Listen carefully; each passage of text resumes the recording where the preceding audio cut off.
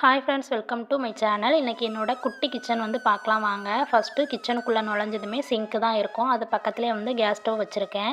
அதுக்கு மேலே வந்து கபோர்டில் வந்து மசாலா ஐட்டம்ஸ் எல்லாமே கண்ணாடி பாட்டிலில் ஸ்டோர் பண்ணி வச்சுருக்கிறேன். அப்பப்போ எடுக்கிற மாதிரி இருக்கிறது எல்லாமே கீழே இருக்கும். அதுக்கப்புறமா கொஞ்சம் பாக்ஸ் பெருசாக இருக்கிறது வந்து கீழே சேராது இல்லையா, அதெல்லாமே மேலே வச்சுருப்பேன். அப்புறமா கொஞ்சம் நம்ம எப்போவாச்சும் எடுக்கிறது, அதுக்கப்புறமா புளி உப்பு எல்லாமே மேலுள்ள வாளியில் வச்சுருக்கேன். நம்ம அதை வந்து எப்போனாலும் எடுத்துக்கலாம் அப்படிங்கிறதுக்காக நான் இப்போ வச்சுருக்கிறேன். கீழே வந்து எட்டுற மாதிரி இருக்கிற ஐட்டம்ஸ், அடிக்கடி எடுக்கிற ஐட்டம்ஸ் எல்லாமே கீழே வச்சுருப்பேன். இந்த கிச்சனில் எனக்கு பிடிக்காத ஒன்றே ஒன்று இந்த ஜன்னல் தான்.